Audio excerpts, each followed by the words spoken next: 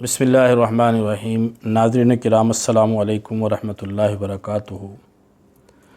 नबी करीम सल्लल्लाहु अलैहि वसल्लम ने इस उम्मत को उम्मत बनाने के लिए 23 साल कुर्बानी दी है। ना आपने दिन देखा ना रात देखी, तकलीफ़ उठाई, मशक्क़त उठाई, मुजाहदे बर्दाश्त किए, अपनों के गैरों के ताने सुने। 23 साल मुसलसल मेहनत करने के बाद, शहादतों के बाद, क़ुरबानियों के बाद, हिजरत के बाद नबी करीम सल्लल्लाहु अलैहि वसल्लम ने इस उम्मत को उम्मत बनाया। सारी ज़िंदगी आपकी उम्मत को उम्मत बनाने में गुज़री। सहाबा रज़ी अल्लाहु अन्हुम अजमईन को यही फ़िक्र दिया और दुनिया से जाने के बाद मैदान महशर में जब उम्मत जमा होगी तो उस वक्त भी आप सल्लल्लाहु अलैहि वसल्लम को उम्मत ही की फ़िक्र होगी। सारे लोग कहेंगे नफ़सी नफ़सी और नबी करीम सल्लल्लाहु अलैहि वसल्लम पुकार रहे होंगे या रब्बी उम्मती या रब्बी उम्मती, कि ए अल्लाह मेरी उम्मत पर रहम फरमा, ए रब मेरी उम्मत पर रहम फरमा। आप सल्लल्लाहु अलैहि वसल्लम दुनिया से जा रहे थे, आपको उम्मत की फ़िक्र थी। आप दुनिया में रहे तो आपको उम्मत की फ़िक्र थी। लेकिन आज छोटी छोटी बात पर उम्मत को तोड़ने की कोशिश की जाती है।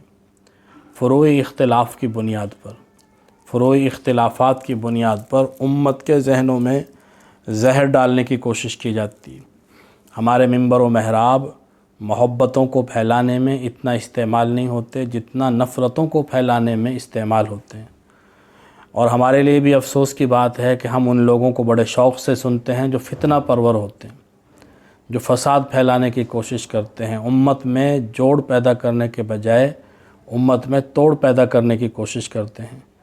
जितने इख्तिलाफ़ात आज उम्मत में हैं, जिन मसाइल की बुनियाद पर, इनमें कौन सा मसला ऐसा है कि जो सहाबा रज़ी अल्लाहु अन्हुम अजमईन के ज़माने में नहीं था। वो रफ़ुल यदैन का मसला हो, आमीन बिल जहर का मसला हो, या वो क़िराअत खल्फ़ल इमाम का मसला हो, फ़ातिहा खल्फ़ल इमाम का मसला हो। जितने मसाइल हैं इन सब में इख्तिलाफ़ कोई आज की बात नहीं है। ये हुज़ूर के ज़माने से लेकर, सहाबा के दौर से लेकर आज तक इख्तिलाफ़ चले आ रहे हैं। सहाबा में भी ऐसे थे कि जो 1 वितर पढ़ते थे और ऐसे भी थे कि जो 3 वितर पढ़ते थे। ऐसे भी थे कि जो रफ़ुल यदैन करते थे, ऐसे भी थे कि जो रफ़ुल यदैन नहीं करते थे। तो उन इख्तिलाफ़ात की बुनियाद पर सहाबा तो आपस में कभी नहीं लड़े, लेकिन हमने इन्हीं इख्तिलाफ़ात की बुनियाद पर उम्मत की रगों में ज़हर उतार दिया है। मसलक की तफ़रीक़ इतनी ज़्यादा है कि कोई एक मसलक का आदमी दूसरे मसलक की शक्ल, दूसरे मसलक वालों की शक्ल देखने के लिए तैयार नहीं, उनकी मस्जिद में नमाज़ पढ़ने के लिए तैयार नहीं है। जब ये सारे मुसलमान यूरोप में चले जाते हैं, मगरबी ममालिक में चले जाते हैं, तो वहाँ ये आपस में मिलजुल के रहते हैं। उन इख्तिलाफ़ात को ख़त्म कर दिया जाता है और उसका बहुत अच्छा पैगाम भी जाता है बाकी इंसानों तक। आपस में भी ज़िंदगी अच्छी गुज़रती है, रिश्ते नाते भी बहुत अच्छे से होते हैं। लेकिन हमारे इन पसमानदा ममालिक में और फिर पसमानदा इलाक़ों में जहाँ जितनी ज़्यादा जहालत होगी, वहाँ ये इख्तिलाफ़ात उतना ही ज़्यादा सर उठाएंगे। ये बहुत बड़ी अलामत है, बहुत बड़ी पहचान है जहालत की, कि जो आदमी इन फ़ुरूई मसाइल में उलझाकर उम्मत को असल मकासिद से हटा रहा है, यकीनन वो जाहिल है और जहालत का नुमाइंदा है। वो आदमी पढ़ा लिखा नहीं हो सकता, वो आदमी समझदार नहीं हो सकता जो फ़ुरूई इख्तिलाफ़ात की बुनियाद पर दीन के नाम पर लोगों को तक़सीम कर रहा है, मज़हब के नाम पर लोगों को तक़सीम कर रहा है। बहुत सारे लोग हैं इस तरह सोशल मीडिया पर भी कि जो नफ़रतें फैलाते हैं।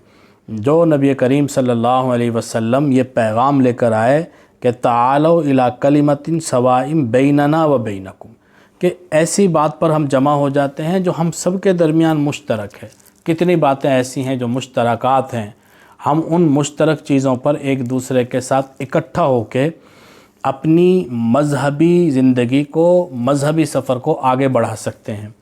जहाँ कहीं इख्तिलाफ़ात होते हैं फ़ुरूई, उन इख्तिलाफ़ात में हर आदमी अपने मसलक के मुताबिक अमल कर सकता है, और जो मुश्तरक चीज़ें हैं उनके अंदर आदमी खुले जहन के साथ उन मुश्तरक चीज़ों के ऊपर अमल करता है जो करने के काम हैं, और जो न करने के काम हैं उनसे इंसान बचने की कोशिश करता है। جو انسان امت کو توڑتا ہے وہ کبھی بھی اللہ رب العزت کے ہاں کامیاب نہیں ہو سکتا۔ جماعت کے اندر، جماعت کے اوپر اللہ تعالیٰ کا ہاتھ ہے، ید اللہ علی الجماعہ، جماعت کے اوپر اللہ تعالیٰ کا ہاتھ ہے۔ اور اللہ کے نبی نے فرمایا کہ لن تجتمع امتی علی الضلالہ، میری امت ضلالت پر، گمراہی پر جمع نہیں ہو سکتی، کہ امت کا اکثر طبقہ، امت کا جمہور جس چیز پر ہوگا بس وہ چیز برحق ہے۔ تو اس بنیاد پر فیصلہ کر لیا جائے کہ امت کا جمہور کیا کر رہا ہے، اور بعض لوگ جو فتنہ پھیلانے کی کوشش کرتے ہیں وہ کیا کر رہے ہیں۔ یہ نہ دیکھیں کہ وہ کہہ کیا رہا ہے، یہ دیکھیں کہ وہ کس بنیاد پر بات کر رہا ہے، اس کا اثر کیا ہوگا۔ ہم تاریخ میں پڑھتے ہیں کہ ہلاکو بغداد کو برباد کرنے کے لیے فوجیں جمع کر رہا تھا، اور وہاں کے علماء آپس میں بحث کر رہے تھے کہ اصحاب کہف کے کتے کا رنگ سفید تھا یا سیاہ تھا۔ تو آج صورتحال بالکل مختلف نہیں ہے۔ عالمی حالات دیکھیں، کفر اور اسلام کی جنگ دیکھیں، مسلمانوں کے حالات دیکھیں، ایک طرف ساری امت مسلمہ خون خون ہے، ساری امت مسلمہ مصائب میں، مشکلات میں گھری ہوئی ہے، اور دوسری طرف بعض لوگ ایسے ہیں کہ جو فروعی مسائل کو لے کر لوگوں کی توجہ حاصل کرتے ہیں، اور انہوں نے اپنی روزی روٹی ان مسائل کو بنایا ہوا ہے۔ اللہ رب العزت ہمیں ایسے لوگوں سے بچنے کی توفیق نصیب فرمائے۔ وما علینا الا البلاغ۔